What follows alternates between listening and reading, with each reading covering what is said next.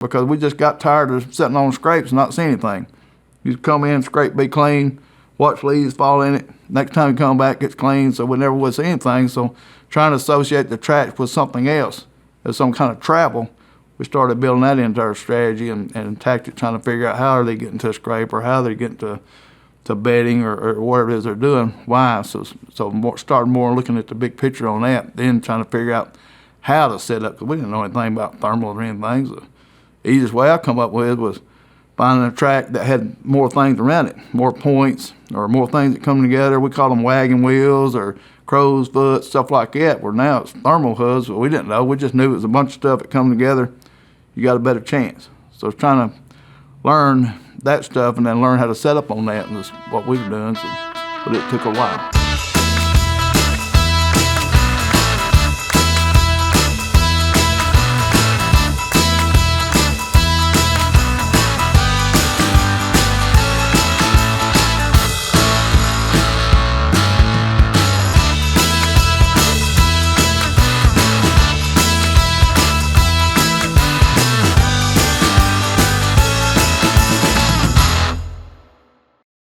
Michael Perry, I love coming up here, man. I appreciate you having us again. Thank y'all. Boy, this production stuff right here is getting next level. It's getting out of hand is what it is. I'm waiting on like going to have a waterboard session or something next. Goodness gracious. I'm like, hey, I'm trying to tell the truth. Yeah, but we got lights. We moved all your furniture around in here. It's a whole thing now, man. It's something else. Yeah. We did the trophy room video with you a couple months ago, and we recorded a podcast that day. And I don't remember which piece of equipment messed up, but one of these pieces of equipment, I think it was the recorder. The old recorder. It was the old recorder. Oh, yeah.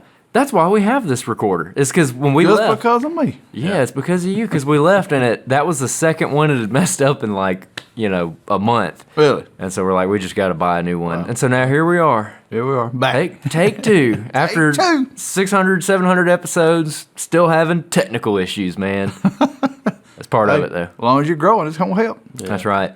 We're coming off the World Deer Expo, so we all might be a little hoarse right now. Voices sound a little different. Been a lot of talk. Or sleepy. A little sleepy, maybe. Late nights last night, getting back home. But, man, we're excited to talk to you. We've had you on the podcast a couple times, and we've always went real deep into tactics and everything with you, which I'm sure we'll do a little bit of that today.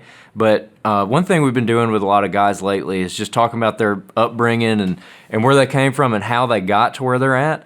And, we get a lot of good stories out of it, but also when you know where someone came from, I feel like you kind of get the tactics out of it, maybe even in a better way than if we just asked you how to go hunt deer. Right. So I'm excited to have that conversation with you. And Jacob, how are you? I'm doing well. I wanted to jump into this based off our you're going to jump in feet first, right off the bat? Head first. No, not head first. That's dangerous. Feet first. But I want to jump into the conversation, and we had talked about this previously on the episode that disappeared because of a recording issue. But your upbringing with your dad and how he was a big trapper and you kind of grew up trapping. I'd love to kind of get into that. How would you describe your dad when it comes to like being an outdoorsman and spending time in the field? What was he really doing back then when you were a young kid, you and your brother? He was full bore. He was, back in them days, deer was limited numbers. I mean, you had to drive almost an hour from where we lived at. Was kind of in a small town at this time. So him and his buddies, they were trying to find something outdoors. They were all outdoors oriented, so they rabbit hunting. Then, I think actually they started out duck hunting first. And then ducks back then was kind of limited, so they went into rabbit hunting. They had rabbit dogs doing that. And me being little, I couldn't get in on any of that, but I do remember one time I was little, I'm going rabbit hunting, so I turned the dogs loose in the city, trying to do something because I just wanted to be in the outdoors. So when trapping started picking up, he was carrying me going with him. I was toting stuff for him, helping him, and I was watching him all that. And I want to do something. They're going deer hunting on the weekends, and then, just a variety of stuff, and I'm at home. So, 8 to 10 years old. So finally I talked him into, let me have a few traps. I want to trap. So I'm pushing on to 11 or something like that. So he fixed me up 4 or 5 and had a bicycle. He fixed me up a stick. And so I took off some of the farm country around there, like a 20-minute bicycle ride, followed some creeks. I've been paying attention to him with the tracks. He was teaching me all that track stuff. So I grabbed me up some traps and went. First night, caught a raccoon. Hit he didn't expect me to catch a raccoon. So I come back, had that thing hanging up when he got home from work. He was like, "Where'd that come from?" I caught it. So, boy, he's like, he couldn't believe it. So I actually had to fight the raccoon because the stuff he fixed for me was just something to keep me pacified, but he didn't expect me to catch anything. So went round and round with this raccoon in the creek for a little while. So, but Did you say that he fixed you up a bicycle, but then gave you a stick? it was like and then the law, you had to have a dispatching stick, or like if you caught a dog or something like that, you had to be able to get it out. So it's called a choke stick, which is kind of a hard word to, for today's terminology. So we had to have that, and he fixed me up with one with some cheap line or something like that. So the first attempt with that raccoon, he tore that up just right off the bat. So I had to take care of him. So it's we had to do what we had to do. So but anyway, it was just just had to take care of it. And he didn't think I'd catch anything. So but I paid attention to him more than I thought. So I was trying to soak all that in. So but again, them days we didn't have deer. So my brother, which he wasn't even, I don't think he had been born, he was real little. So anyway, the times went on. I went deer hunting. They were chasing deer with muzzleloaders because it was so hard to kill a deer back then with them limited days of gun hunts. And my dad was working like a 8-hour swing shift. So him and his buddies, they decided that the best way for them to try to kill a deer was by toting them muzzleloaders, because that was the only kind of either sex hunts you hunted. So my introduction to that was very limited because I was too little to have to worry about all that stuff. So I didn't get to go much. So you rock on a little bit as I got older. I ended up leaving and going in the Navy. So I stayed gone from 17 to 22. Never got to hunt doing any of that. And it's still had the fire. So, my brother was growing up a little bit, so he was getting to do some. So when I got out, got the fire, want to hunt. My brother's big into bow hunting. I don't want to do that. It's just too hard. So, and all the bow equipment was just very, very, all that stuff was in the compounds and all that was, just coming on, getting caught up with people. The recurve stuff was still kind of transitioning. So I didn't want to do it. So the easiest way was try to kill a deer with a gun, but it took me forever. So once we started, being successful, it was all young stuff. First deer we'd see, because we just had a limited amount of time. They had some either sex. When they started them either sex hunts, that's showing up like, hey, we're doing all that. We'll follow them. So going to areas that had enough deer to draw, you'd be excited because you go pull up to a place, be 1,000 people, they're all waiting to go pick a golf ball or something out to see what color. You got a question? No, yeah, no. I kind of point. I moved my hands around a whole bunch. Okay. I want to get into like those either sex hunts and the amount of pressure that were on public land back then. But I want to know what year range are we talking about? Is this like the 80s? Is this early 70s, mid 70s? What range are we talking So I about? got out of the Navy in 87. So from 87, 88, early 90s, they just started doing that, and they had them limited. So they would put golf balls in or different color tennis ball or something like that. And when they started doing that, which you already had, all the gun hunts normally were busy anyway because, again, deer were not throughout Alabama everywhere. They were just pockets. So these mammoth areas, they'd been stocking them all that. So everybody flew to them when they had them hunts. When November come around, they had them opening gun hunts and stuff. People were flying to them. And they were all staged different places. So the same crowd basically were moving and going with them. So it was, I couldn't tell you exactly how many people. They were dead trucks lined up forever. And you had to wait to get a little permit. So then you get up there, actually at the beginning of it, they would keep your license. Like keep your dad's license, whoever. You had to come back and get your license, turn your permit in, fill it out, what you seen and all that. So, but you'd get there at 3 or 4 o'clock, be in line, wait for them to open up. They'd open up an hour or so for daylight, and there'd be people just as far as you could see. You'd have some people. I remember a guy pulled a trick one time. It was one of the either sex hunts. It was taking forever, and a guy come walking by, and he said, Wouldn't you know it? Them son of guns done run out of their gun permits. People start peeling off. They go in their trucks, they're leaving. They ain't waiting on their gun they filling out a little paper for you to hand out or whatever. That's what they were thinking. He just told a lie. So he just busted everybody up. People took off leaving. It was they gun funny like a dang train wreck. People trying to get out of there. So they started kind of maneuvering that a little bit different. But it was crazy how many people. And then you got to you'd race to your spot, take off, and you'd be running flashlights, people hooping and hollering and all that. Then hour after daylight, you'd have people doing man drives. It'd be deer come by flying when it did come by. So it was a lot harder then because there was just people everywhere. So, and we got to talk more about that because this same kind of decade range, like kind of late 80s into the 90s, is you're the same age as my uncles. And growing up, when I started getting a little bit more interest in trying to hunt public land, I brought it up to them. They're like, man, I wouldn't go on that public land. It's dangerous. You're going to get shot. It's crazy. And I think it was from them as, in their, late 20s, maybe early 30s, hunting around that time frame on public, how kind of crazy it was on some of these hunts. What was the culture of public land hunting like back then around those gun hunts in Alabama? Well, so one of the things is, rifles were starting to come in a little bit. Most people, they were talking they gun pump shotguns or automatic shotguns.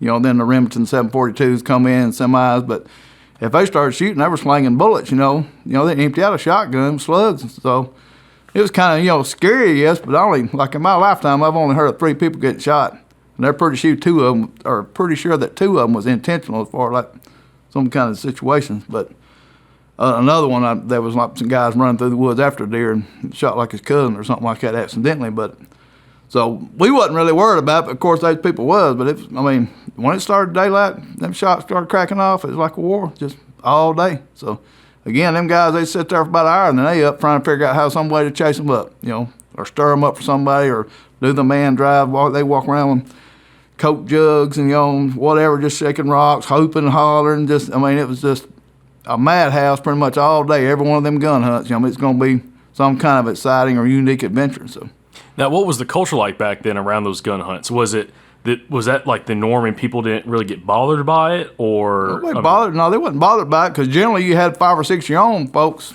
and you were trying to do basically like the wolf pack style or something. You're all basically circling the area.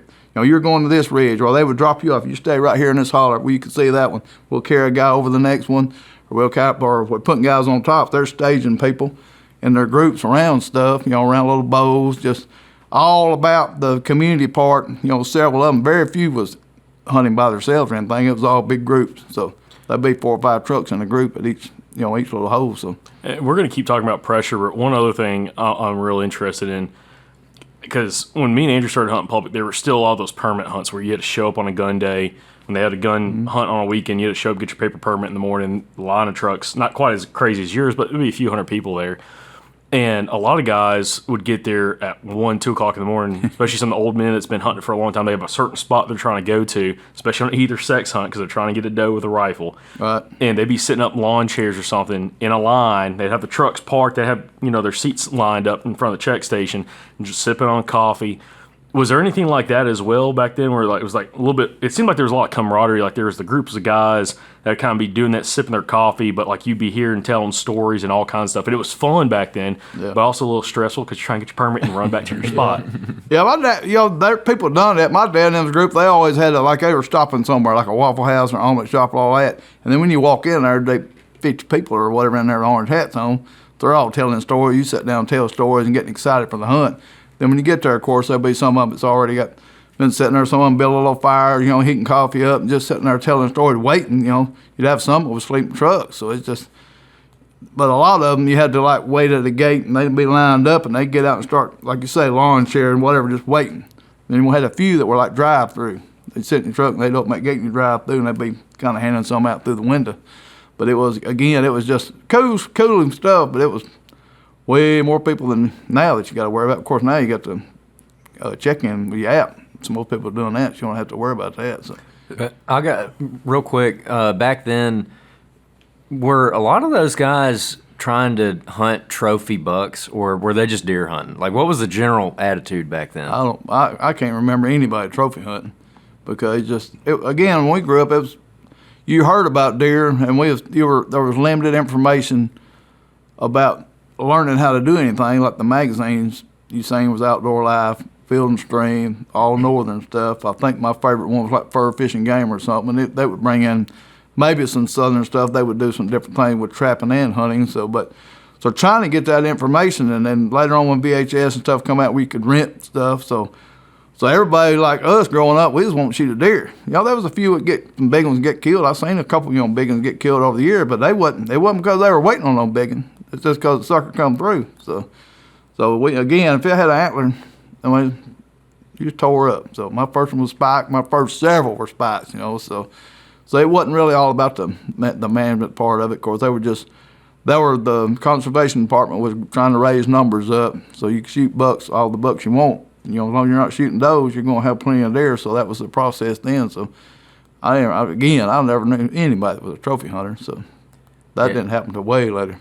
And then also with your upbringing trapping and small game hunting, which I might be jumping a little bit ahead here, but you know, one of your big things is creek crossings. Mm-hmm. Like we've interviewed you about it, you've wrote articles about it, finding a track on a creek crossing. Mm-hmm. How did trapping and small game lead you to that, or is that the thing that is trapping what led you to that tactic?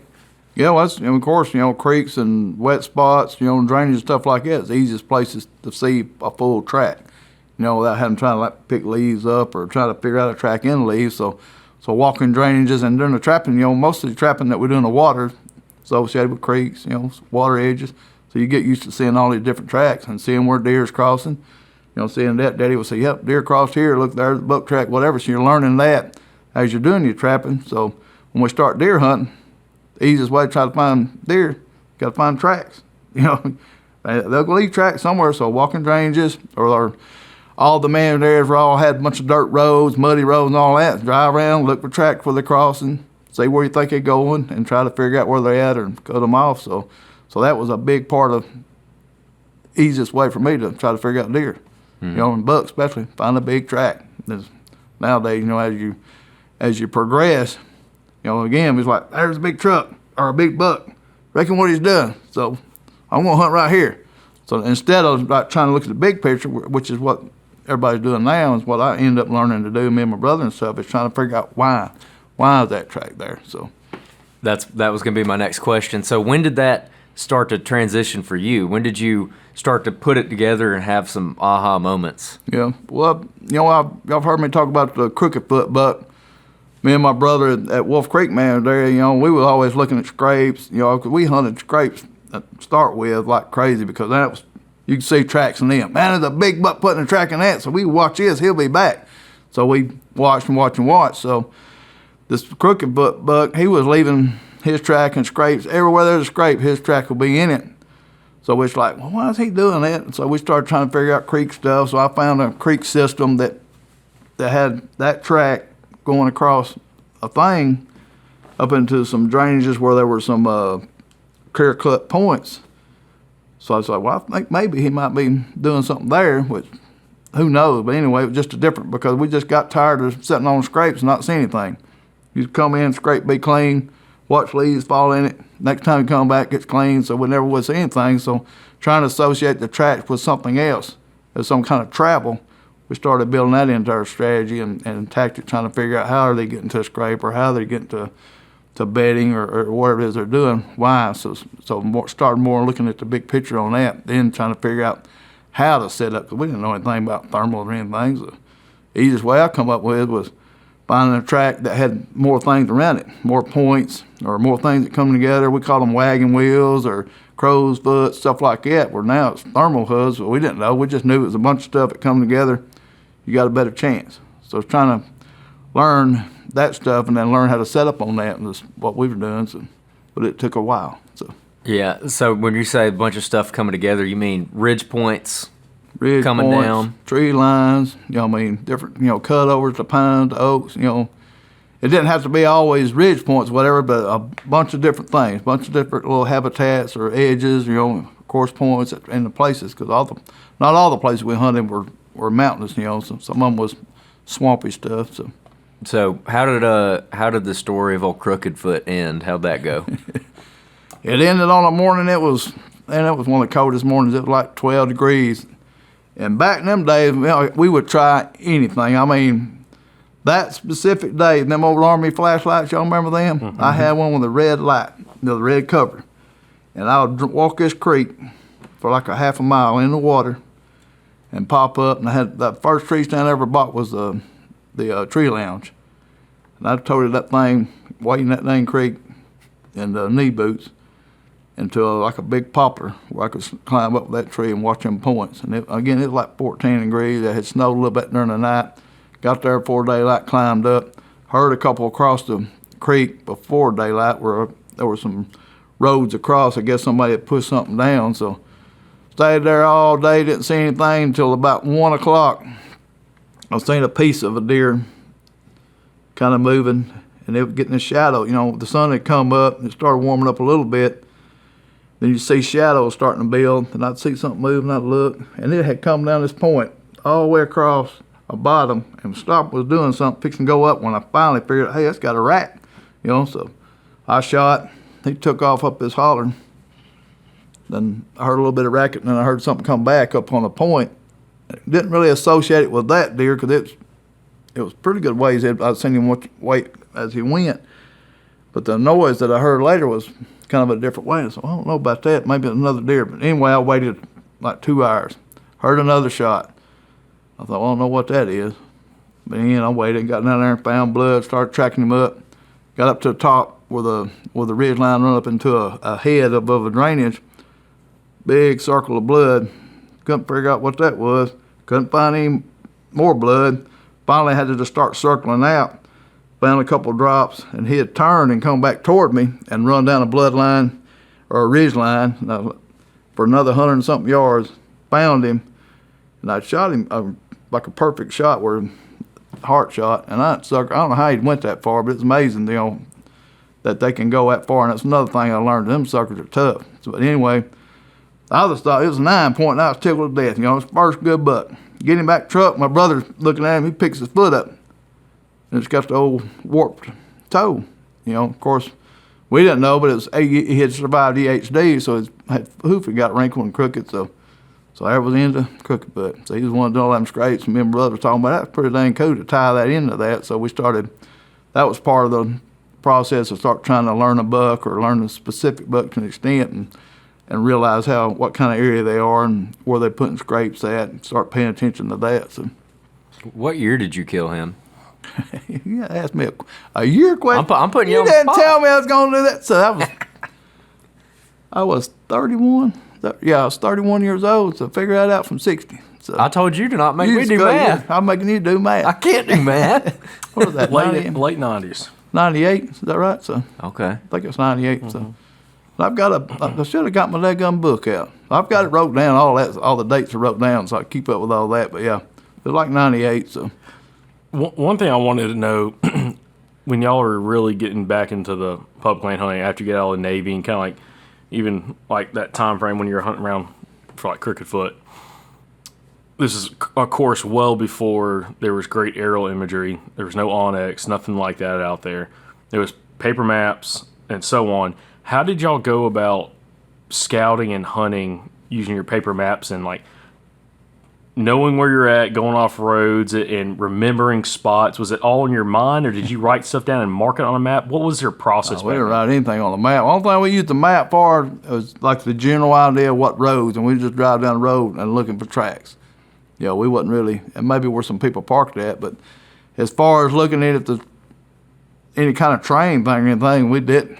We just were trying to make sure we stayed in the Mammoth area, so we would just use that as the road and use that for the general area map. Well, what I was kind of going at is, when you found something that you liked, like you really wanted to hunt, were you marking it on that map, or like was it all in your head? How did you go remembering spots and where everything was kind of? Yeah, my dad might have marked something, but I didn't. We just remembered it, you know, because once we kind of started building little areas, we would park there and we would walk a mile or whatever. You know, we would start getting the area and learning it. That's, part of that process was learning that. All right, guys, we got another in the field tip for you today.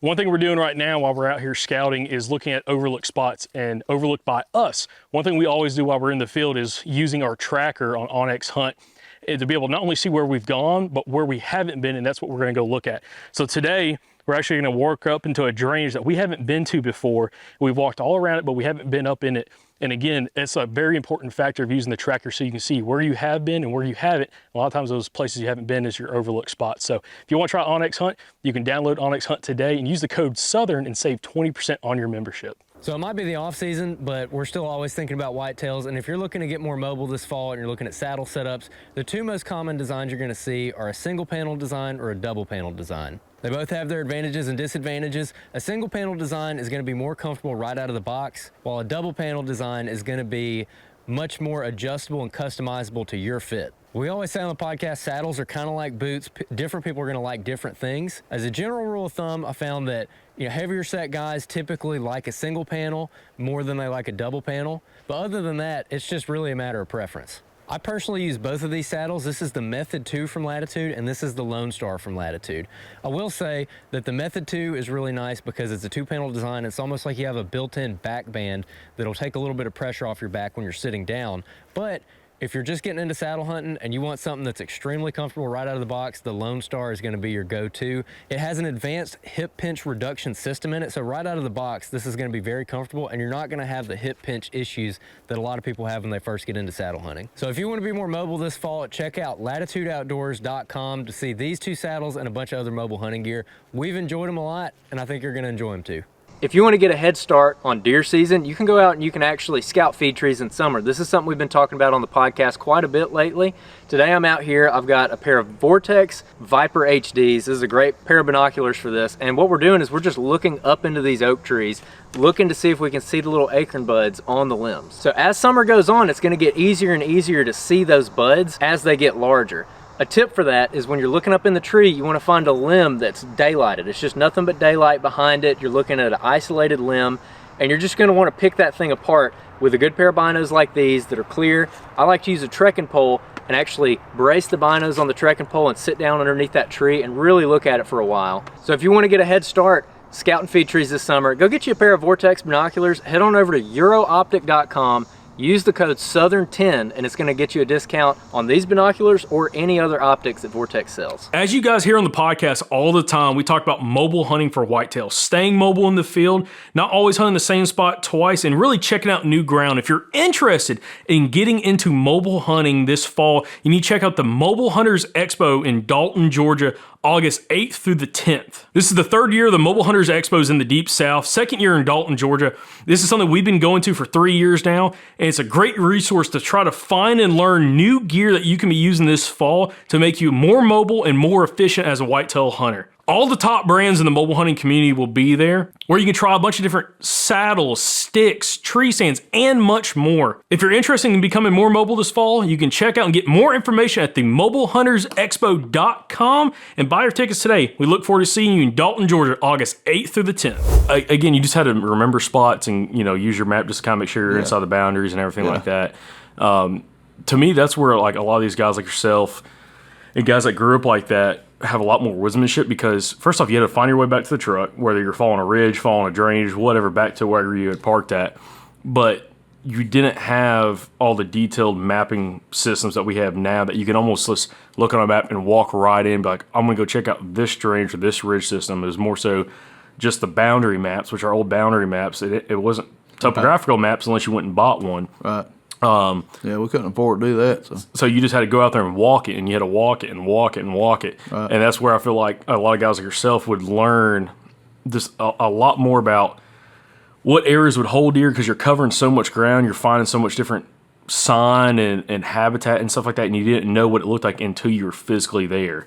Where now it's almost like a little cheat code where you can kind of have a general idea of what the vegetation may look like based off aerial imagery, go in there and spot check. Back then there wasn't really much spot checking. I'm guessing it was more so just covering as much ground as possible, find what you were really interested in, then kind of honing in on that and testing out and seeing if you could find deer. Yeah, or if you jump deer. That's one of the key things. If you jump a deer, our general thought process was either hunt there or go 50 yards or so toward where it run, and then set up something, and then start with a process like that, because you didn't.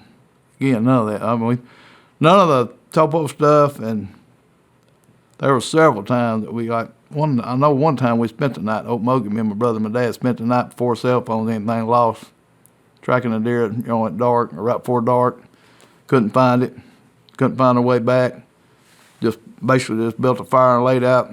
Got woke up by somebody driving by on the gravel road. Went to the gravel road, and it was like 2 roads away from where we was parked at. It took us an hour or two to get back to the vehicle. So of course, we're all starving by then, so go drive somewhere, eat, and come back and hunt the rest of the day, and nobody knows we've been lost. So a couple other times we've walked for a long time trying to find something that we recognized, getting turned around in the dark. I mean, again, you learned everything. You learned the woods, learned your area, learned where creeks went, learned where points went, just as much as you could. And then find you a couple more areas. That way, if somebody was there parked, you could have somewhere else to hunt. So, but no Onyx, none of that until way later. Was it pretty common back then on like some of those big hunts where like people would get lost and like they'd have to send out search teams to look for people? Yeah. That was pretty much all the time. Somebody probably lost about every hunt. You see, or you hear a horn blowing, somebody be blowing a horn, trying to let somebody know where the truck's at, where they can start walking back. They'd wait 2 or 3 hours, and you see somebody come with a flashlight. You'd hear all kinds of stories about stuff like that. So, I mean, again, we didn't have all that fancy stuff. So, that's where a lot of the folks, kind of raised up not to hunt real far from roads, but we would. So, we didn't care. We was going looking, trying to find something because we wanted to kill something bad. So. That's something we were talking to Jeremy, wasn't it? Jeremy Aaron about a couple of days ago, was back before OnX and everything. That was the case. Like a lot of people, that's one reason that a lot of people did hunt close to the roads is because they didn't want to get lost. And now that you have all that technology at your fingertips, it's way more accessible to go as far as you want. Because I mean, you basically can't get lost anymore. Right. Unless you don't charge your phone and it dies. And so things kind of change. Are you glad that you grew up without all that technology and you learned it like that? Yeah. Oh, yeah. Them good times. A lot of good. Some of it we scared, and some of it we had issues with, but all of that was good learning process and good things to pass on to some of the younger people, what we had to do, because a lot of people now don't understand that. They've never even heard about some of that stuff that we went through to do that. Especially on these big mountain areas like, say Black Warrior Bankhead, that's a lot of land. Of course, we had some more that were 60 and 70,000 acres, you could take off and get lost. So. Mm-hmm. Now, who were some of the first guys that you knew who were true big buck hunters that really got it done that you looked up to and learned from? The first big buck I seen kill was one of my dad's buddies, a 174-inch 10-point or something like that, on the old Cahaba Mountain there years ago. So looking up to them, that was a part of the culture part, because we didn't. Again, you didn't hear about that. There was no way to hear about anything. You see a picture in the newspaper, but hearing about somebody being some big trophy hunter, you didn't hear about any of that until it was way later on. So, and that would be me growing up watching the real trends and all that stuff. Seeing that, thinking, boy, it'd be cool to do that. But as far as the local guys, you had Jerry Simmons. Jerry Simmons, the broadhead developer and stuff like that. You heard about him, but he was a deer slayer, especially with a bow. So that was one of the idols in Alabama for it. But anybody else, we were just trying to make our own way. We didn't have nobody to be a big buck killer to follow or anything. So, but on TV, all the stuff that you were watching, of course, there were next level stuff that you would hope you'd get to do, and there were people that helped you with the fire part of it, or help set goals maybe, or But again, we didn't hear about anybody killing any big until way later. We had heard about Tony Myers and a couple of them older cats, some littles, but you never, very rare you'd see them, because them cats be in the woods. If you seen them, it'd be a checking station if you was lucky enough to kill one, because very rare my dad would go up to the checking station and see what was going on. And we'd stay in the woods pretty much all day. So it was having people to kind of learn from outside of our group was not really available. Yeah. That's what part of the process it took so long to change our style of hunting, because we were raised up to, hey, that sucker got antlers, you shooting it. If you wasn't shooting it, if you let it get by whatever, you're going to have a discussion with your dad about why, what happened. We got to fix that. But yeah. After Crooked Foot, when you killed that buck, is that when you kind of started getting consistent on killing bucks? Because, people can kind of see it behind me, but you got a wall. Do you know how many bucks you have mounted in this room, by the way? Not really. I'm putting you on the spot again. Yeah, not really. A bunch. I'll say it for the listeners. You've got a bunch of bucks in here mounted. Like 28 or something like that, I think. Yeah, that's plus all the skull plate things, but yeah. So is that when you got consistent and you were killing one maybe every year, every other year?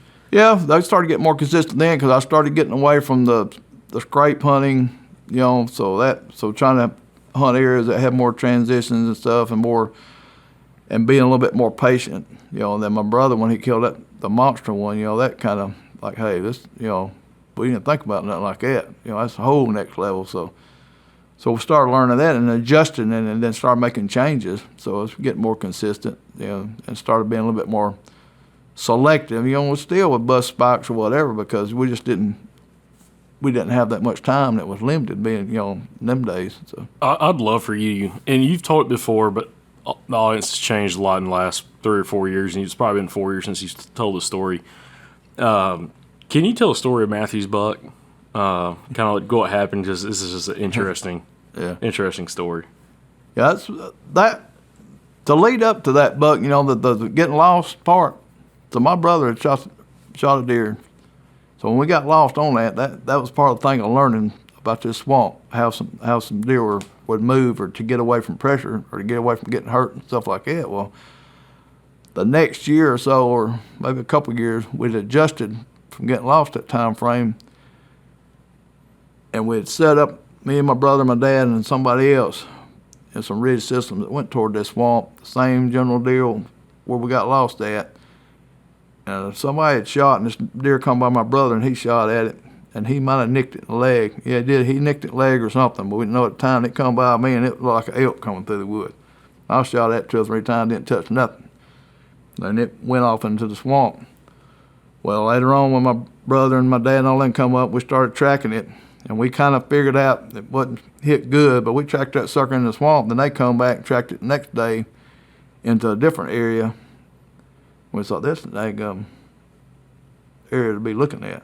So we made an adjustment. So a couple years later, we hadn't been to that spot because of something, I don't know, anyway, because it was a 2.5 hour drive, and we're sitting around at Christmas, and I started a new job that year, maybe the year before, and they said, well, we're going to go to Okmulgee, and you don't go. So I got to work nights or something. I can't go. So they went. It was December 26th, 1998. They went, and they got down there and had this area, we'd kind of been working on a little bit. They've killed smaller bucks stuff. Well, it was raining. My brother and dad, they just left my truck till it quit. As soon as it quit or slowed down, they got out and started going in this area, and it was pushing like 8 or 9 o'clock, and they found a fresh scrape that was, my brother said it was just steaming. You could tell it had just been pre-pawed out. He said, well, I'm going to hunt over here in this little drainage part, kind of watching where I could see that scrape. So he climbed up. My dad said, well, I'm going to hunt the back door, so he hunted over on the other side of the little ridge system. So my brother said he got all situated, and he smoked, which he still smoked. He said he got all situated, lit a cigarette, sitting there and smoking, and he kept hearing something like a swooshing noise. So he'd look around, and it was either sex or then he didn't have any antler restriction. He's kind of looking around, seemed like an antler doing something. He said it was just a point. He said it was a legal point. He didn't know what it was. It been spiked for all he knows. So he just knew it had a horn. So he shot. In them days, he was bad about shooting over deer. He'd always give him a warning shot. We'd make fun of him. He'd shoot high, or he'd hit himself in the eye with a scope, and he'd done it on that one too. But so he shot, and the deer disappeared. So he waited a little while and climbed down, got over, and it was a big buck.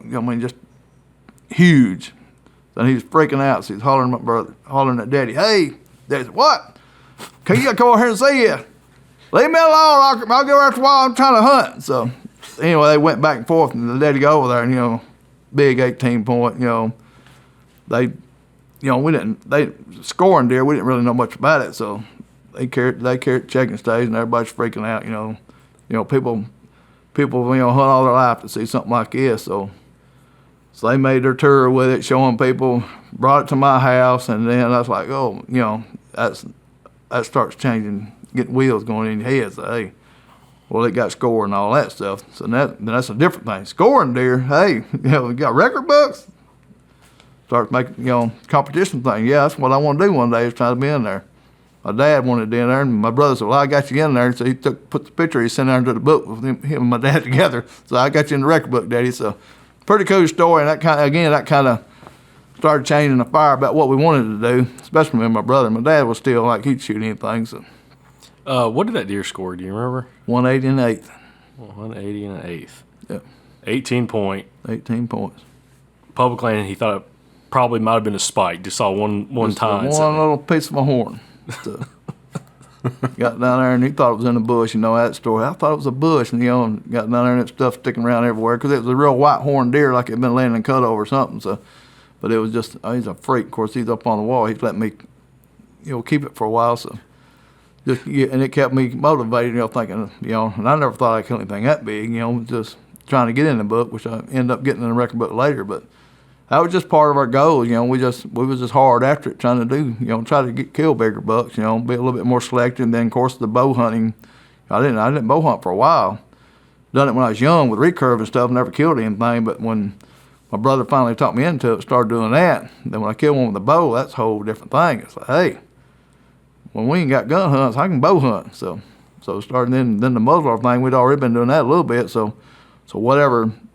We had to fire so bad, we're going to hunt whatever you can hunt with. If it's legal and it's open, that's what we're going to carry. We wasn't going to be weapon specific, but bow hunting, was sure enough more intense, and you got to get closer, and just that helped with the setup process of setting up close to kill. So we played that into the archery or the rifle stuff too. It's trying to get close to make sure you got a shot or within range or, wasn't too far away. So, and be right there where they're at, so make things a little bit easier. So, I don't. Again, we're asking all kinds of dates in it and all that kind of stuff. I don't know what. Go ahead. What year did Matthew kill that buck in? You think? That was 98. 98. Okay. December 26, 98. I'm sure when he brought that to the check station, people were, like you said, were freaking out and all that kind of stuff. There's people getting their pictures took with it. they were like I've looked online after you got the internet and all that. You'd find a picture of that deer with have Matthew Perry. 18-point buck, Oak Mogi, and there'd be somebody standing behind it with my brother. There were people sending that thing pictures everywhere. It's kind of wild. And one of the website things was holding it, and I was rolling my thing and hey, y'all need to take that down. That's my brother. I don't know who your brother is. So they wouldn't never take it down. So, but anyway, it was pretty wild. But yeah, it was pretty good news. So.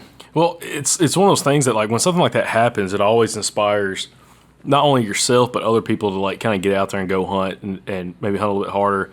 I remember, I think it was 2014, there was a real big buck killed up in this area of the state on some public.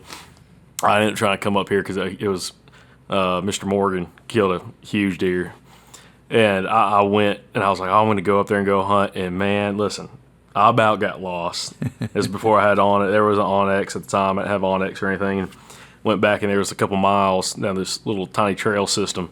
Got in there, found a bunch of pigs, found a bunch of buck sign. Looking back at it, I've talked to you about it, talked to other guys. I can't find that place on the map now looking back at it. And I've driven around. I can't find where I went in, but I found the perfect spot where this bench, this drainage came off this steep ridge system, had a big bench right there with a bunch of white oaks on it. And there's sign all over it where you can see the bucks come up and down in elevation through this little gap. Couldn't find it today even if I wanted to. But it inspired me to go up there. I did one full day in there, stayed in the woods all day long, didn't see a single deer, heard some pigs, and I left and didn't come back for about almost 10 years. But it's interesting when that happens, someone kills a big deer and people rush in there and they realize pretty quickly on, especially if it's down here in Alabama, those big deer aren't everywhere. And then also, a lot of those places, the deer numbers aren't super great, so you go and get your butt kicked, you don't see anything for a day or two, or don't see much of anything, you're like, I'm never coming back again. And it kind of brings back like the challenge of public land hunting, especially down here in the deep south. It's not like we're up in the Midwest where, not every piece of public land, not behind every tree, but there's a lot of big deer up there. Down here, it's just not as common, especially in the state of Alabama. So over the years, when did you guys start implementing, because that was before I'm sure y'all were messing around with trail cameras. I mean, there were some early cameras back then, but not many people were using them. At what point did you start transitioning to start using cameras a little bit on public land and actually maybe try to build history or just identifying like what are some bigger bucks in the area? Because before that, you didn't know what was there until you saw them other than the sign. There again, back then, you had to find deer. Now you're trying to find bucks, whatever, because finding deer now is not really that hard. So the numbers has completely changed. So now the camera thing, when they started doing that, I remember having with my dad going in and to try to figure out which way a deer was going and using the trail, tie a piece of thread across it. and come back later and the thread broke, which way it's going. Of course, you didn't know which coyotes were kind of beginning to be in the area, but so you didn't really know what it was, but you knew something broken was going in which direction. So you had an idea, and then you're trying to figure out where it's going. So when cameras come out, the first camera we had was the film cameras, 24, 36 pictures, So what was that going to do? Of course, we didn't know, but you just basically training that gum deer. So at halftime, when you went and go pull that film, you was ready to go get the film a week later, whatever, go pull it, be that gum picture of a squirrel, spiders, whole row be gone in 2 days. So all that did, it was frustrating. I got a picture of a big buck at Wolf Creek. It would give you the biggest thing with the camera would give you like confidence or belief in yourself or what you're doing. Hey, I think something's coming through here. I put the camera there and you get a picture of it. Hey, so you are thinking right. You are kind of putting things together, figuring out where bigger deer are at, and it would help you eliminate places. So, but yeah, that's way back. We had film cameras, tried a few of them, then probably now the better cameras, I've been running them for about 15 years or something, but learned to quit checking them regular, just doing twice a year or something like that, because that's part of the learning process. Don't train the deer of what you're doing, so that just makes it harder. So. And you just talk about like adding pressure, and you're coming in there every week checking the camera. Deer kind of catch on to that, and it kind of might defeat the purpose of you going in there and actually even using the camera. Right. So you've kind of evolved and implemented cameras, and we'll probably talk about that a little bit because I'm interested, and I'm sure some audience members would be interested a little bit more about how you use cameras to kind of scout for previous, like following seasons, more so than like in-season intel. Right. Because now with, I guess we're just on the trail camera conversation, so we'll talk about it. Now with like cell cameras and everything, so many people are looking for like the freshest intel possible to then go and kill that specific buck. A lot of places you hunt, first of all, you don't really have cell signal. Don't have great cell signal. Cameras are still kind of expensive compared to some of the cheaper non-cellular cameras. And your hunting style, which we'll kind of get into a little bit more, hunting especially terrain funnels in areas that, again, a buck's going to be working through, specifically pre-rut time frame. He might only be there for a day or two and he's gone. Like, you might not see him for the rest of the season. So if you had intel on him and you couldn't hunt for a couple more days, he's probably gone by the time you get in there versus, kind of build some annual patterns. How did you start, while we're talking about the cameras, how did you start building your thought process and hunting strategy of annual patterns on a lot of the public lands? Yeah. We kind of thought like when we started using the cameras as a tool, it's like we're scouting areas, you're learning there that you have picked out, because my thought is like when you hear about a big buck in the area or know that the area kills a big buck, well, pick out a place and learn as much as you can. So a camera was part of that tool. So go after season though, Webb, and then look at the sign that was happening during the rut and all that. Then try to figure out how a deer is getting there, because by then of hunting scrapes and rubs and all that crap, we just done figured out that's nighttime stuff or been made a lot of times when before you get there. So it was another learning thing. So we would put cameras in places trying to find how the deer are getting to that, especially bucks. So finding pinches and edges and creek crossings, which, drainages and creeks leave the tracks as easy to find. So doing that and then leaving the camera alone during the season, and when be hunting a place, you actually got somebody else hunting it, but it's a camera. So trying to figure out things, and because learning, over time it took all that is learning that a big buck area is a big buck area. And they're there for a daggum reason. So trying to figure out how them bucks is using that, how they're evading people.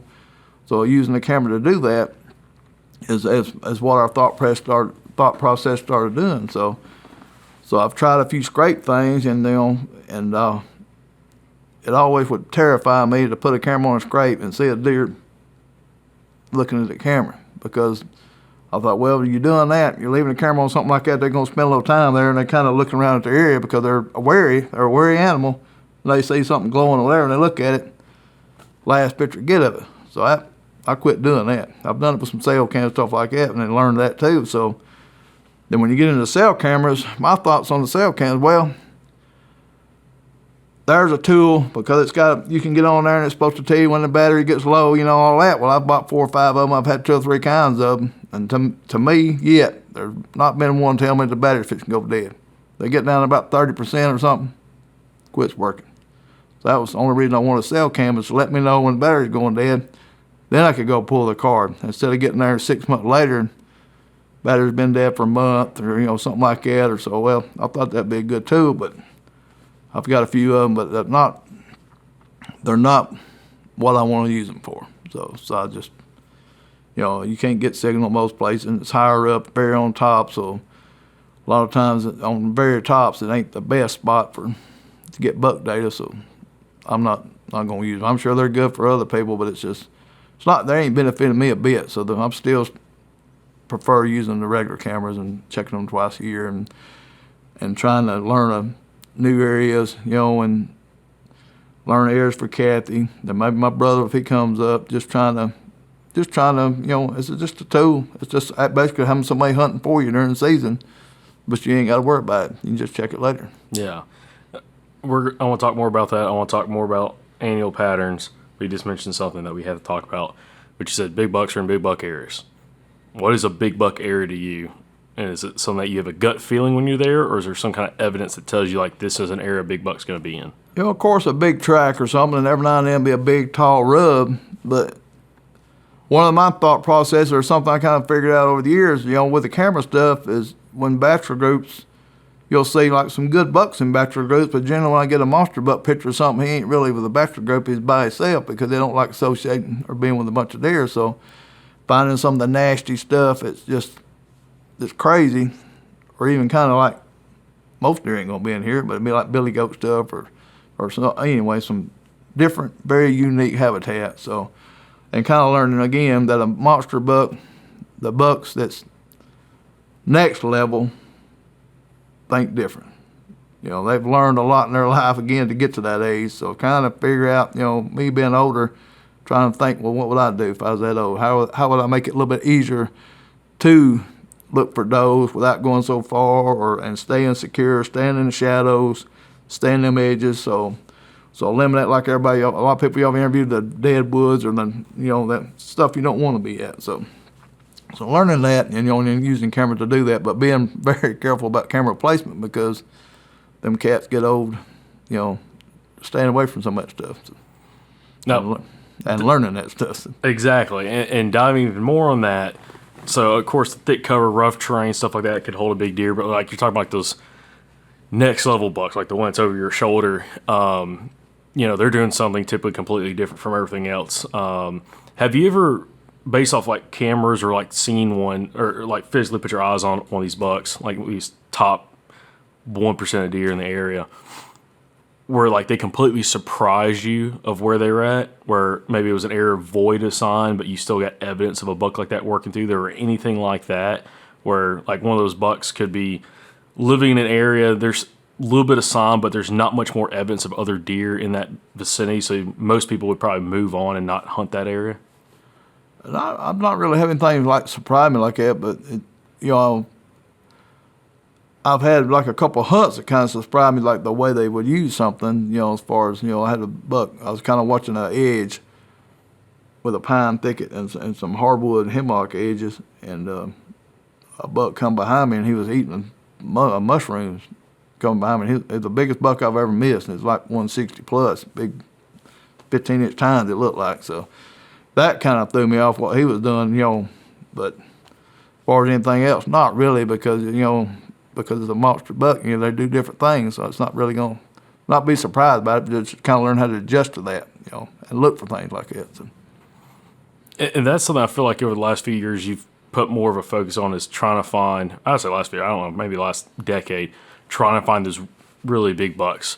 It's not like you can always get them, but, you've got multiple deer in here that people would say would be once-in-a-lifetime deer for a guy in Alabama, especially on public land, let alone private land.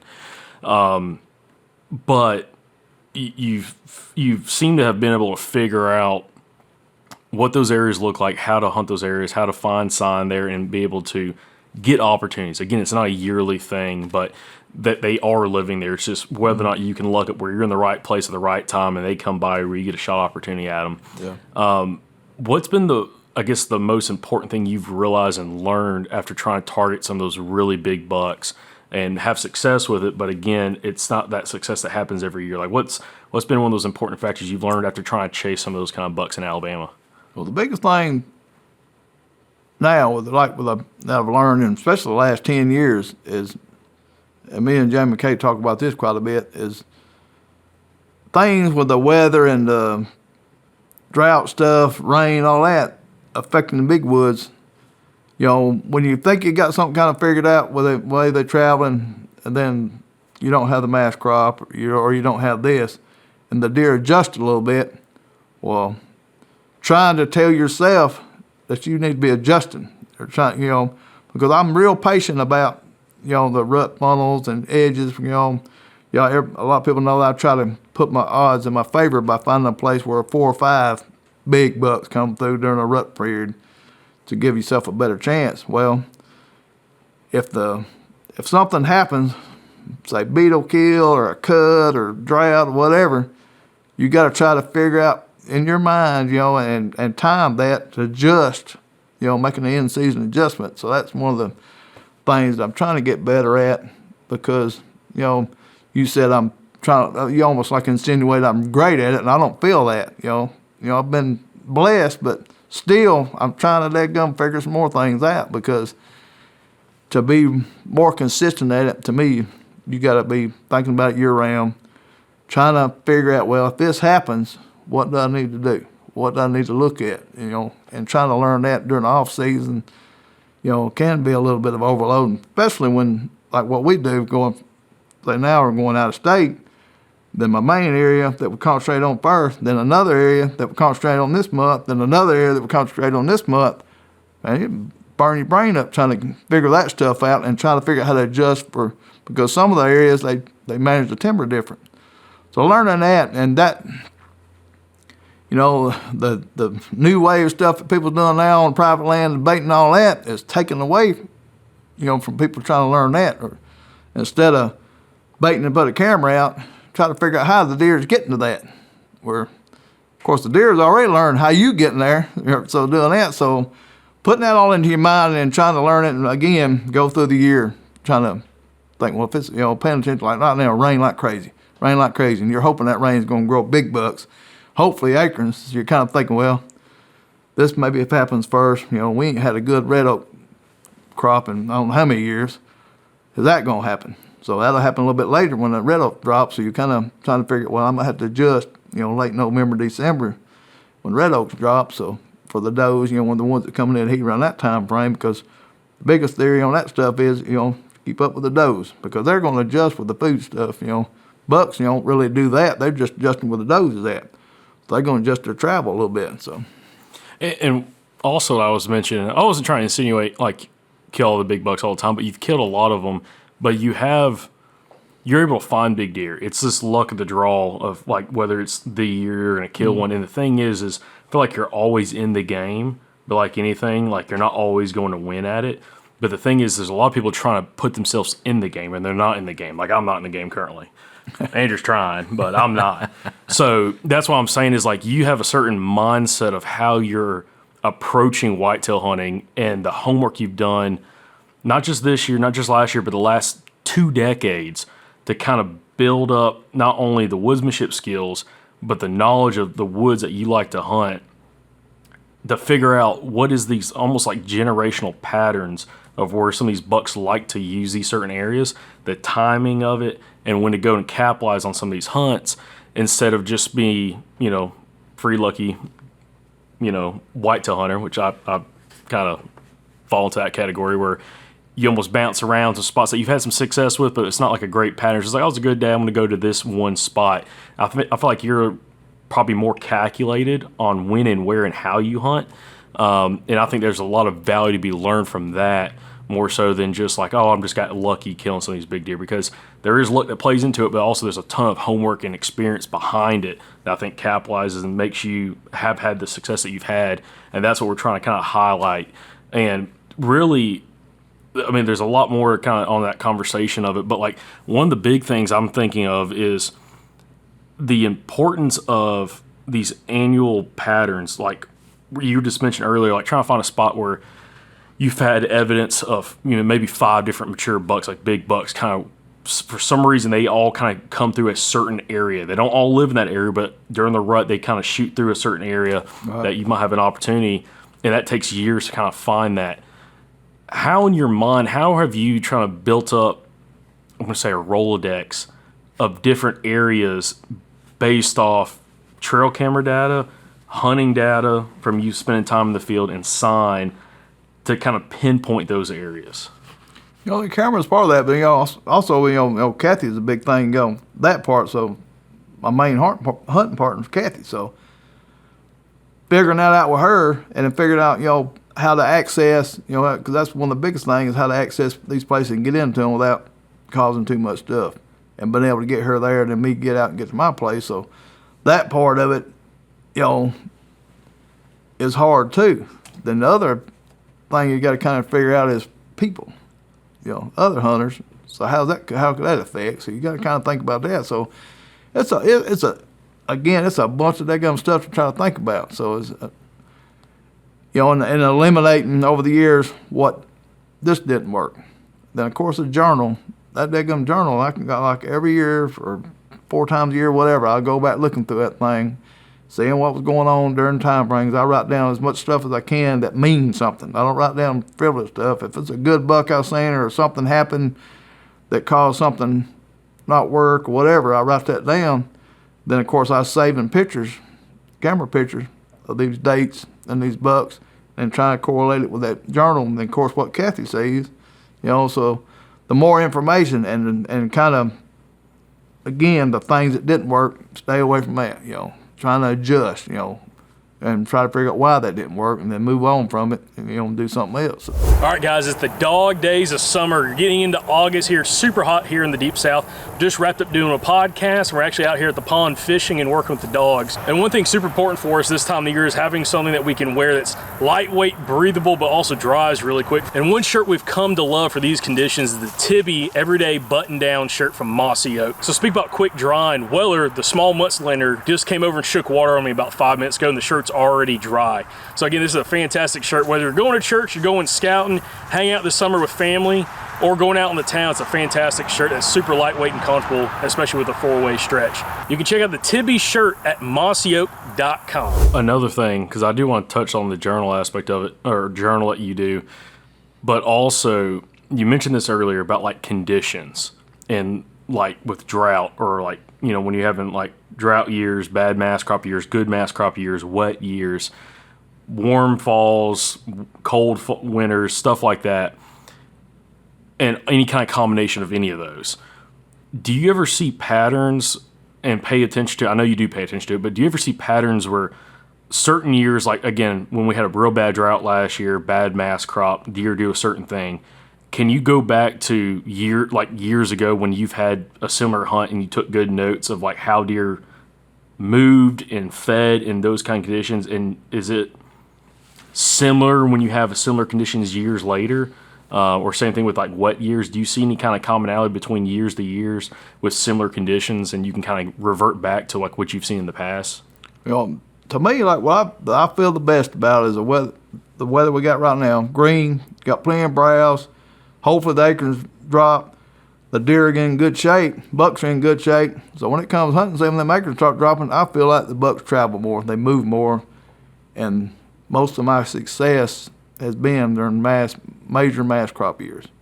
And it just seems that them bucks, they've got the energy. They show out. They leave more sign. So it kind of helps you with a little bit of the confidence stuff. But in the travel thing, so they move more, I think. And the rut is more, visible. So that part to me is one of the things that I feel the best about, and I feel like I'm more successful doing that. When it's low, no mass crop, drought, and all that stuff, you think, well, you can find them, but I've learned that in some of the places we hunt, where they at, where you can find them at. When you find them, they already know you there, because they're staying minimalistic. They're not moving as much. They're just staying in these little areas where they got food, water, whatever they need. Don't mess around much. So, and when you get there, it's so thick or whatever, they already know you're there. So that makes it hard for me. So, and trying to adjust for me to make that situation help is one of the hardest things to me. Is them. I panic when it starts getting like that crap because I don't never have that good of success. So I wanted to bring up something that you said a minute ago that really caught my attention, and you've written a lot of articles, and you got some of them framed in here. And like as we've been sitting here, I looked over and I just noticed one of them. The title is "Hunt the Junctions," and you said something a minute ago as well that was you want to find a spot where there's 5 good bucks that might come through during the rut because it increases your odds. And it reminds me when we talked to Bobby Worthington last year, and he kept saying, hunting trophy whitetails is just mathematics, is what it is. And you're just trying to figure out when they're coming through, where they're coming through, and how to stack the odds in your favor. Can you talk about that a little bit, about what you like to do, like honing in on areas where multiple bucks are going to come through during a time period? Like, can you say what you mean by that? it's basically finding the perfect pinch where a deer's got to come through. When it comes out of that pinch, either way, the most things it can get to. It can come out and turn right, left, and go to multiple points, multiple types of food, multiple doe groups. So you're trying to find that little area that you can hunt and get to without, crossing the other trails is to me the perfect scenario. So finding that, the perfect junction to me, is some kind of little spot, especially like you said, the mathematics.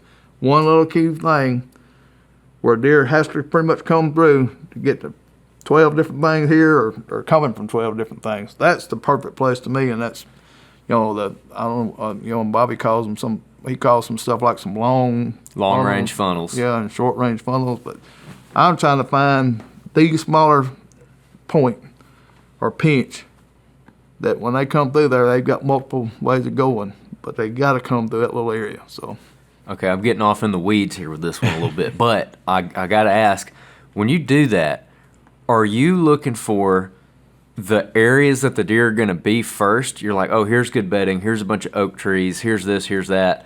And then, oh, look, there's more oak trees, there's more good bedding way over here. Now let's start looking in between them and see if I can find the pinch. Or are you looking for pinches and finding the pinch first and then trying to see what's around it?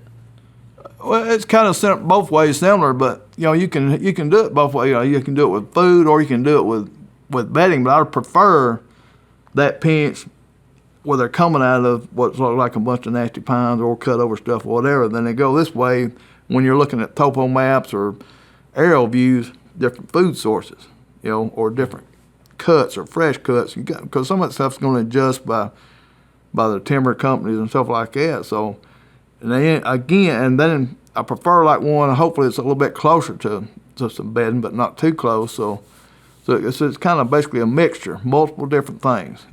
So again, like different stores, like a deer could go, or like a person could go to 14 different stores or whatever, because really you don't know like when somebody's going to Walmart or whatever. So, but sooner or later, if they're going to town, they got to get through here to get to town, or to get to a group of hotels or whatever. So finding that kind of daggum pinch. So, and it could be a 5-mile bunch of stuff. You got to look out.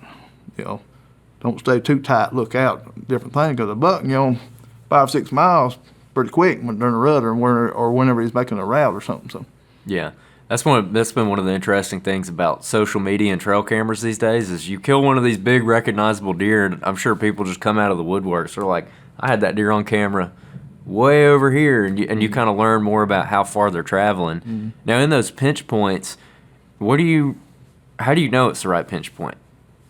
You don't until usually you don't until it happens, because you got to try them, because they're not all the same. So you just got to try them because you can find 4 or 5 of them, in different places. And another thing is the weather, like we were talking about how the browse is or what type of habitat is, because over the time the pines that are there are going to grow up and that'll change. So some of that's going to change. So, or if they wipe that off, so that you just got to either hunt or have a camera. So the camera is the biggest thing to learn that while you're not hunting there. So but once you find these places, it generally repeats, So I've got a couple of them that's, pretty much a year after year thing, but it might just by a few days or maybe a week or something. Again, it could be related to the weather or the drought stuff. So when it comes to like standing in the pinch point, though, are you just looking for a heavy trail going through there, or a couple heavy trails meeting, or rubs, or what? Because one thing that's interesting, I've hunted spots before that were really good, like what Bobby would call a long range funnel, or like to tie a bunch of guests together. Bobby would call it a long range funnel, but also Warren Womack would call it like a flow area, meaning that it's kind of a wide spot the deer might be coming through. It might be 100 yards, and they're filtering through there, but they're not walking like a hard trail. Like there's not just a beat down trail through it. And if you're in there, it looks kind of underwhelming, but if you hunt it 4 or 5 times, you'll end up seeing deer. So I'm just curious, like, what you're looking for as far as sign in a spot like that. Generally on that stuff, you got to kind of also think about this. The most action is going to happen during the rut as far as bucks coming through there. They're not walking through there all year, so it's not generally going to be a heavy worn area. And then some of the terrain that I hunt, the ground is so hard or so rocky, or whatever. Seeing a trail like that is not going to happen. So that makes that part tough. So when I get to a place like that and find like an edge or some funky pinch or some kind of funky bend in the creek system that might force deer to come through or something, I'm kind of looking at it, trying to figure out why, on the long range part, So and then if you're there in the summertime, it's a bunch of tracks. That might not correlate to the winter, so because they could be moved. So trying to figure that out is tough because it's only going to happen during the rut. It's only going to be a week or two of high traffic with bucks. So the rest of the time, the camera won't have anything. So you're trying to tie that little area when you're looking for it in with a rut situation where they would be traveling through there. Because other than that, most times it's going to be dead space. So it's not going to be a highway all the time. So because bucks just, generally a mature buck, once that stuff's over with, he's got their little home range, a couple of 100 acres, maybe if that, 5 acres, 20 acres, who knows?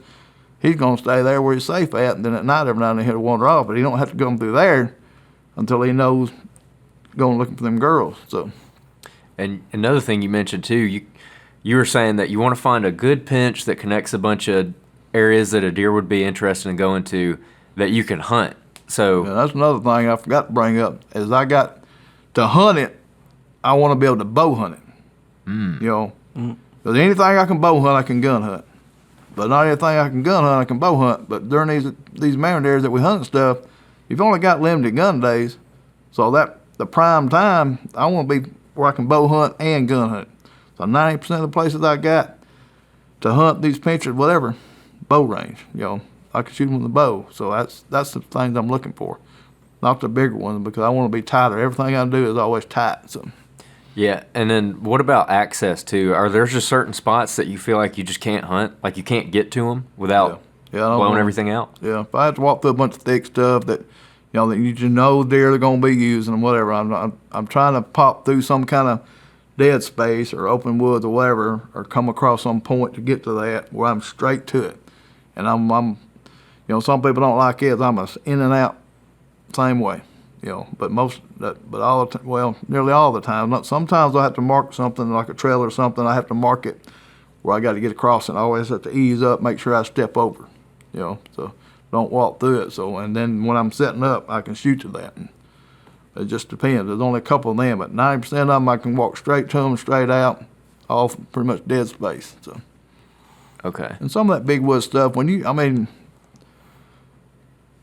into them hemlocks or the mountain laurel, that stuff, there's places where you can get through dead stuff that are just dead territory. Deer hardly ever use, or very minimum use, that you ain't got to worry about. You just go through it. Mm-hmm. Yeah, because really it's like this in a lot of areas, but especially in a big wood setting like what you hunt, it's a big area, but the deer are only in little pockets, And so when you're saying dead areas, you mean just those, like we'd had another guest, Josh Driver, call it negative terrain. Yeah. He calls negative terrain is just areas where the deer are not at during daylight hours. Right. So they're not in those big open woods most of the time, and so that's what you're trying to access through. Yeah. Well, I don't want to be in there dark either, because I'm coming in the dark. And I have learned that lesson walking, where they're using something in the bottom, or there's something there in the bottom that could be there, and you blow them out in the bottom before you get there. So you got to be careful about that. So it's got to be a dead bottom. So. Mm-hmm.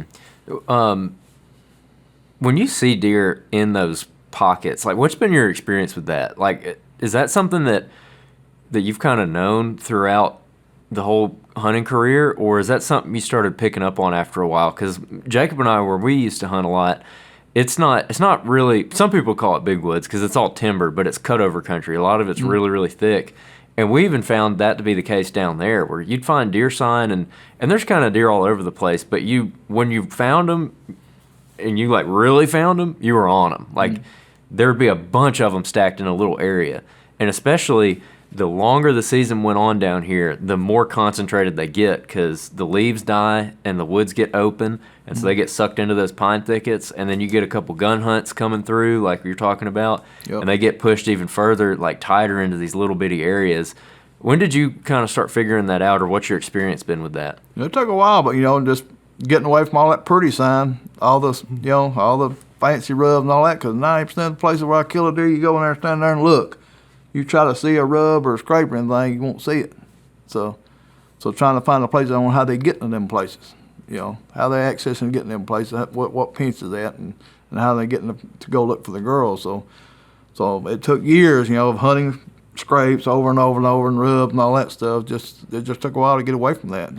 Down here, what we got, you might be able to do that up north or in the west and all that stuff because they got limited habitat compared to what we got. So.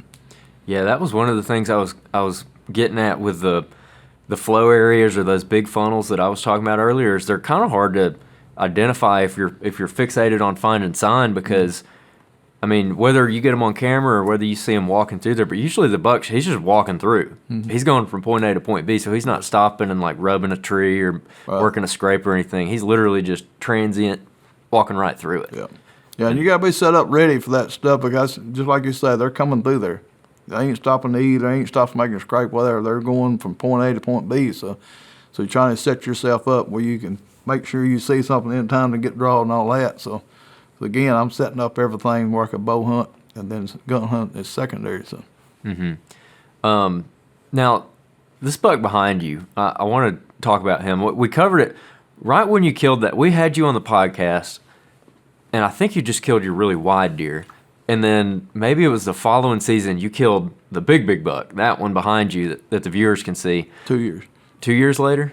Yeah. 2019 on the big wide one and then 21 on monster one. So. Okay. I remember we did a podcast on it right after you killed it. But like Jacob said, shows changed a lot more viewers now than there were, and listeners than there were back then. So I want to rehash your history and your story with that buck. Because that's also, you mentioned your brother killed the 18-point. Back in the late 90s. Then you killed this buck, which was also an 18 point. And so that's why your channel and everything's called 18 Outdoors. So when did the story start with this deer? It'd be like 3 years before I killed him. So I had a little area that I was looking at, and I'd hunted it some, but the way the woods were, the edge, finding the actual edge or the pinch basically was a little bit broader. So I'd had a camera set up and I had hunted down there and I said, well, something, I don't hear real good. So every now and then when I was hunting, I would hear some stuff and I thought, well, so I had moved that camera for that season. So I go down there and I thought, well, I'm going to look at this spot. So I go check that camera and like in April or whatever it was, and I pull it back and I guess this buck was down there in February walking by. Well, actually, I had him in February and I had him in November walking around in daylight. In February, he was real skinny, but he had all kind of non-typical stuff. And I said, well, he was here in November. So the next year, so I adjusted how I wanted to hunt. I said, well, next year I'll be down there November, like first week of November. Didn't see anything. I seen a few does one day. The camera's still down there. Again, I don't check it till after season. Pull it, and I missed him by one day, and he had, he didn't have all the stickers, but he had the big frame, like 160, same time frame, first week of November. I had another camera that was like a half a mile away, had some few velvet pictures of him, but he was staying like in this half a mile little area. By what, I could look at the pictures, he was going both ways. Some of it was nighttime, but there's only a few daytime pictures. Same week as the year before. So I said, all right. So I'm hoping that, talking to Jim McKay, me and him would talk all the time during deer season. I said, this sucker looked like he's 160. I said, surely God, I hope if he's still alive, it's going to be bigger. So I kind of said, I'd already, by then, I'm already like trying to figure out some different little goals. So I said, I'd kill one that was record book with a rifle. And 2 years before, I was blessed to kill the one with the bow that made record book, made Pope and Young. I said, well, crap, muzzleloader would be a cool one to do. So I said, I'm going to talk my muzzleloader all year. Every gun hunt they have, that area, I'm going to wait till November when they have that muzzleloader hunt that he's kind of moving around on daylight. I said, also, that area, I'm going to spend some time in there. When that time hits that I know he's moving around daylight, the leaves are kind of off, and the way this angle is, it'd be hard to do with a bow, but a crossbow, I thought I could do it. So I bought a crossbow for the days you couldn't gun hunt. So anyway, I had to work this week. I had a real rough, I've told this story. Did I tell y'all a story about the cop deal? The police guy? No. So, we're getting ready for this hunt. So I'm working days, the muzzleloader hunts during the week. So I had to work all the first 4 days, and the last day of the muzzleloader hunt, I was going to be off. So Sunday before I started working, me and Kathy carry the camper and get it staged. So during that week while I'm going to work, I'm putting stuff in the truck. I'll swing by the camp, put some stuff in the camper, check on the camper, make sure I'm checking it every day. Well, the second night I had some stuff in the truck. I left work, and I'm going through Moulton, or heading toward Moulton. And I'm in a hurry, I'm working 12-hour swing shift, driving an hour each way, and I'm driving 30 minutes out of the way to go do some stuff with the camper, check on it and all that. Well, I'm speeding a little bit, so I get pulled over. So, get pulled over, cop comes up. He said, what's your hurry? I said, well, I'm trying to do something. You can see the little Toyota we have is full of stuff. I'm trying to we're getting ready for this hunt. I got a bunch of stuff. I said, I forgot about it. They had a step down from 65 to 55, whatever, and he burnt me for 70 and 55 or something like that. So anyway, he's talking to me, and he said, well, I smell alcohol. I said, I ain't gonna drop. He said, well, I smell alcohol. So we go back and forth. He's asked me 20 times. He finally said, well, get out. So, well, I get out, and he's going through all this stuff. Well, I smell alcohol. By this time, this other cop comes pulling up, gets strategic, pulls kind of, like he's ready to ambush me or whatever. So I'm thinking, what? I mean, I'm just trying to get somewhere else. Anyway, cop said, we're going to get you to do all these tests. And I said, you got one of them things I can blow in? I said, I got stuff I got to do. I'm working, got to go back to work tomorrow. He said, I got a procedure I got to do. I said, all right. So he makes me stand on one leg and do all this stuff. And, and when I get through with the third test, he says, you done failed too, Mr. Perry. I said, well, sure, I've drank something, I guess, since so, well, all right, what have you drank? I said, I've drank a Scotia or something. What's a Scotia? I said, I don't know, half a shot. I don't know, what is it? Anyway, we went back and forth. He said, will you blow? I said, I done told you I'd blowing that thing. So he went to the car, come back. You see, this ain't been open. One of them things ain't been open. I said, yeah, I see it. Other cop was pretty nice. He was just kind of laid back, kind of watching. So anyway, I had to blow in this thing, and which I wanted to. And then he's waiting on it to go through this little thing, and he's sitting there going, doody doody doody doo doody doo doo. And I think, I've about got smoke coming out of my ears by now. It rings, ding, and he looks at it for a little bit. He turns around there and 0. I said, I tried to tell you. So anyway, he goes back to his car and comes back with a warning ticket. So all right, so I take off. They let me go. I take off. This has been 30, 45 minutes. Get up there, get stuff in the camper. It starts coming a flood. Leave the camper, turn on to, which I told them what I was doing. So I turn on this other road to go home, 36. When I turn, I see a cop sitting in somebody's driveway. Well, I thought, well, that's kind of odd. Anyway, I go by, comes out. Followed me for a while. And then I'm sure enough smoking. I said, I'm going to call 911. Just this sucker's trying to, I don't know what the deal's going. Anyway, he turned off later. So right before I get to the house, I have a flat. Pull in, it's coming a daggum flood. Me and Kathy get out here and get the dang tires swapped. And I say, you're going to have to carry it and get it fixed tomorrow. I have to drive the other vehicle. And then we'll get coordinated because we'll go to camp that next night from work. She'll be there to meet me. So I said, you're going to have to drive this big. We get the tire fixed. I'll drive the other one, work, meet you at the camp. So, well, anyway, we get the camp situated. Next day, old big boy come through, following another buck, and that's, there it is. So that week, it was a rough week, but it worked out fantastic. And I forgot about that when somebody was talking to me about it, a couple months ago. I said, that gone right. All that stuff was, I had a couple of days right there. I mean, it was frustrating, but it worked out.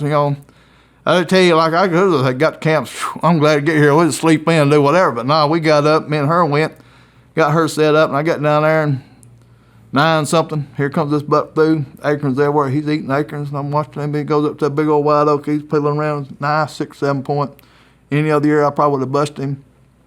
Goes by, been gone a little bit, and I'm sitting there, and boom, I see some kind of movement. And I look, 'cause I always set up where my back, where I'm paralleling the trail or whatever, where I think. I don't like being facing where I think something could come because, I don't want to. I'm afraid about some kind of movement. So I'm trying to keep a tree behind me where either way you got most, cover like, some kind of back cover. So anyway, seen something right there, big movement, big side sticking up, It was green as all get out that year. And again, it was one of them years you had everything. It was green in November. So seen something move, huge side. So, wow. So I get eased around there and he'd go behind a tree. He got them old cow cutter or palmetto looking leaf things, just big old bushes. It got the big green leaves, and he's behind some of that. I can see his rear end. Then he steps out, and I'm already kind of pop shoot. He runs off, and everybody's heard the story. When I do track him, I'm getting over and crying, then, because he, that's him. That's the monster, and his sucker's big. He's got to be 160 something. What I'm thinking, that sucker probably 170 is what I'm thinking. So anyway, after all the other stuff goes through, he's way bigger than I thought, but he was daggum nice and so. I remember when you killed that deer and you put on Facebook and you were like, I just killed a monster. And yeah, I put like some kind of, because when I done that, I wanted, there's 2 things I wanted. I wanted to help for one, but I wanted the barges to know, and I wanted the people, because he was big, I was hoping he was going to be 170 something, so I wanted it to make sure nobody's going to question me, because you know how that crap is. I went through that before with some other deer. So I done all the stuff, drug him for an hour and something away from the actual area, because I didn't want, when I carry people down there, I don't care who you are, Jamie Kay, whoever.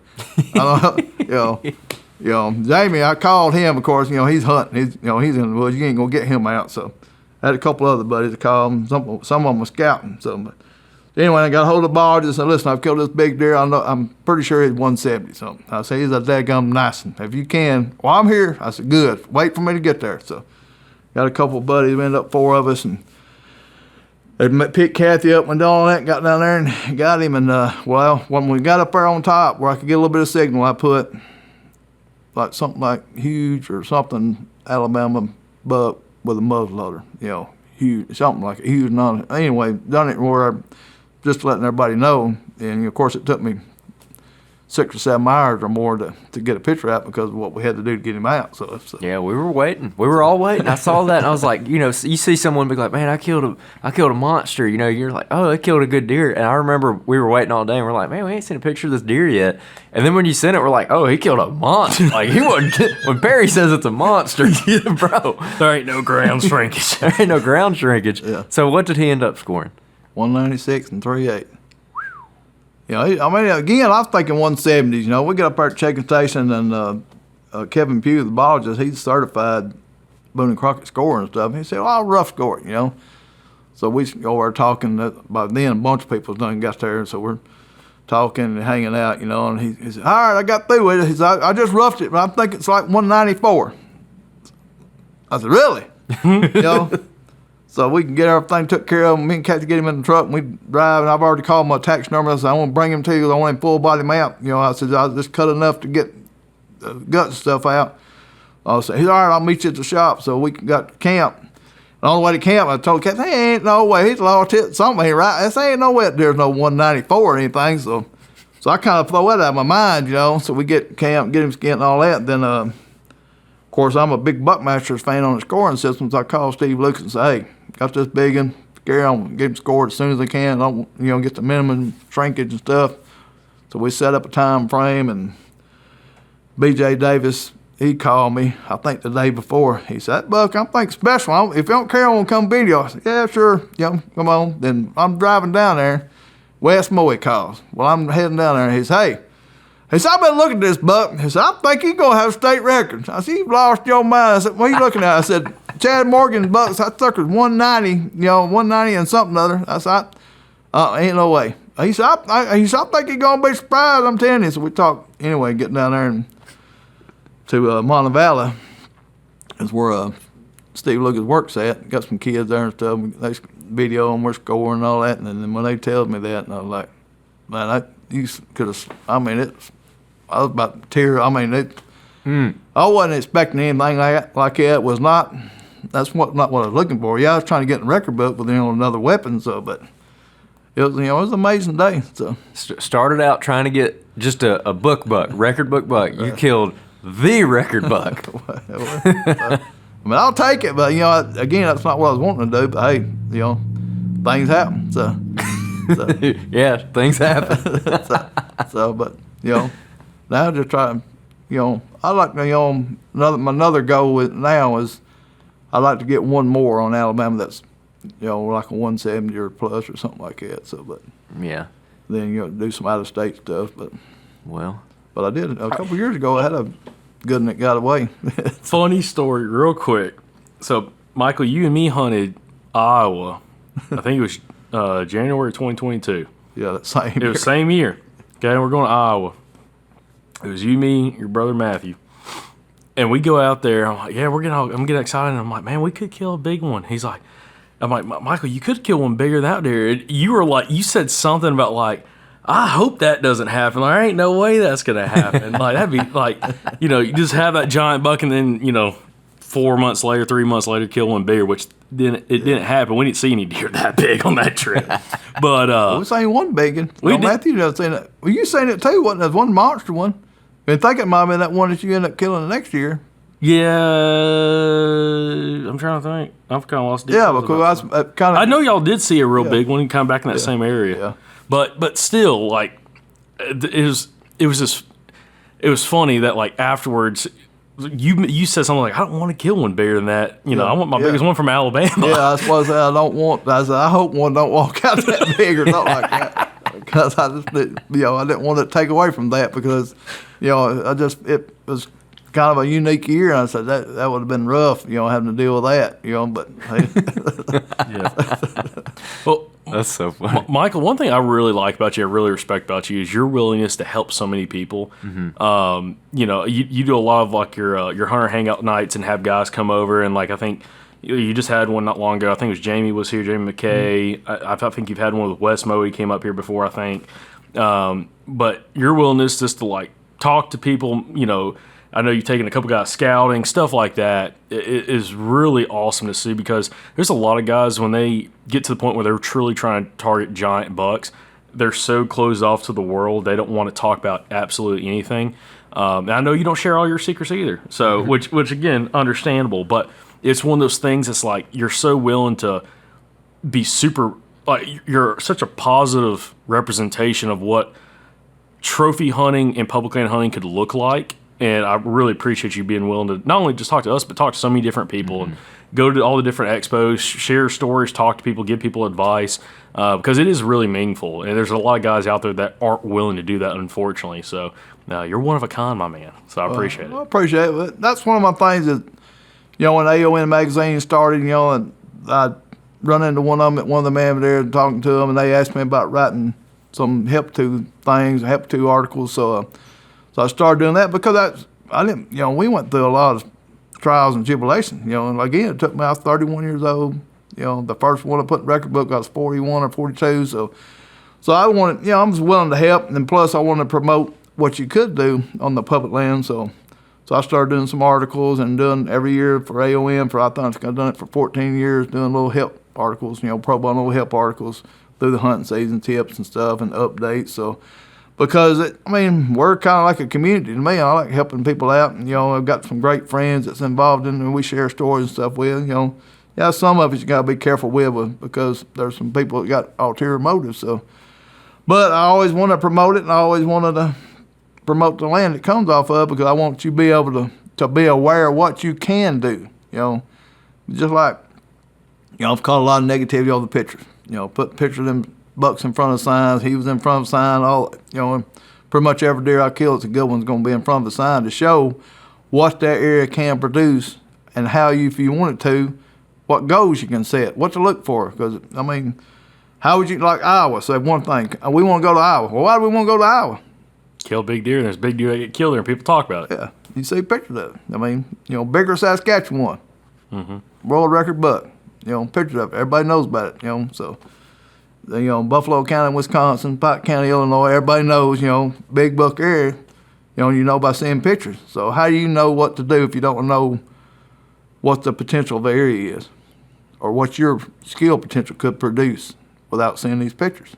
So why you got to be so negative about it? I'm not saying you got to shoot that, but if you want to shoot that, you can pass some stuff and that's available. So, and you can, it can help, increase the potential on the land. So that's just what I wanted to do. I've shot a mini a spike, I've shot a mini a 4-point or whatever. If that's what you want to do, that's fine.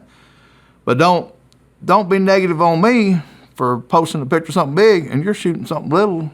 But anyway, it's just we kind of need to get along. We've got other stuff going on with the public land sales and all that stuff that's getting up in the air. So there's a bunch of things that's way more important than what I'm trying to do, promote this stuff. So we need to get along and just, be together on this stuff, help each other, support each other. Yeah, you're a great advocate for public land hunting, specifically down here, especially down here in Alabama, because not only are you willing to showcase what is possible on public land, like quality of bucks, but also like helping people just get a little bit of information to help them build their own success and their own style of hunting. Because there's something like we talked about on the podcast so many times that there's so many ways to be successful as a whitetail hunter. So many different ways to hunt whitetails.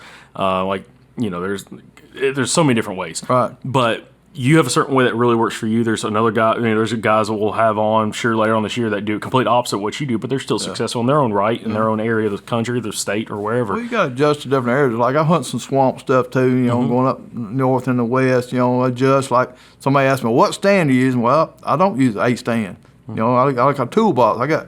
I use a climber, a lock on, a preset lock on. Or that whatever I can do. What's the best tool or best position to get in there to be able to do that, so use what you can use, saddles, whatever, you don't have to be negative about what somebody else is doing, because there is more than one way to do it, people got certain styles and that's fine, but don't be critical of what somebody else did or how they do it. As long as it's legal and it's right, let them do it, leave them alone. And also I was going to mention, because you do, it's unfortunate, but there's people that don't like in the photos of big bucks in front of signs. And again, you're like you mentioned earlier, just kind of showcasing what is possible out here.